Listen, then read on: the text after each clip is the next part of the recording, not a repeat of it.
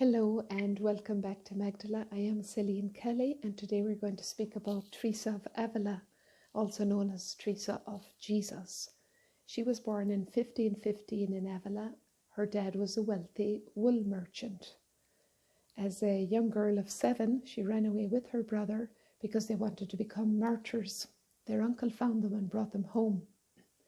Later, when she was 11, her mother died, and this was a very severe blow for Teresa, who was very close to her mother, and her mother was actually the one who brought her up very strongly in her faith. So then she turned to the Blessed Virgin Mary and asked her to be her spiritual mother. When Teresa was 20 years of age, almost 21, she joined the Carmelites in 1536.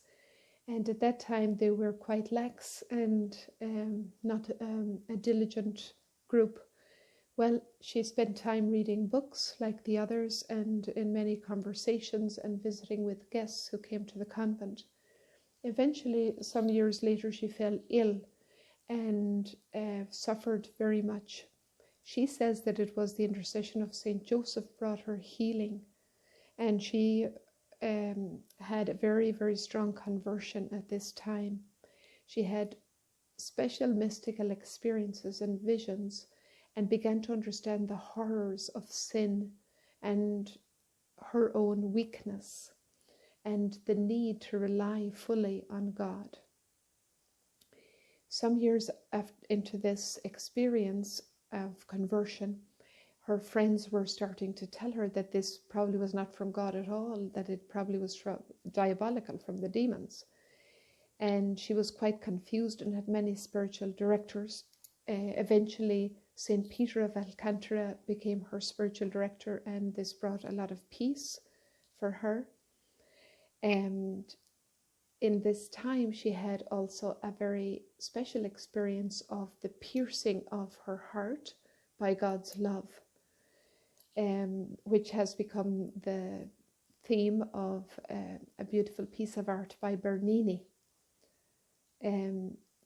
Later, she began to feel the call to reform the Carmelites and eventually got permission from the leadership of her own Carmelite order to bring about this Reformation, first in one convent, which was the one of St. Joseph that she founded, and later she was asked to go around and help with the reformation of all the Carmelite convents, and 2 for men as well, for the male Carmelites.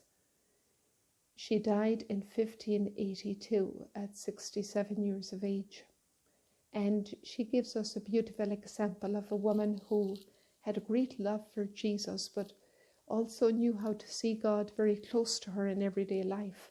She used to say, God is among the pots and pans in the kitchen, so you don't have to just spend time praying with your hands joined together in chapel in order to honor God, but you can converse with him throughout the day.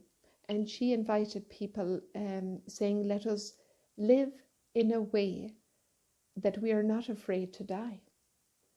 She, in the last few days of her life, she gave a beautiful example of readiness to encounter the Lord. And she said, my Lord, it is time to move on.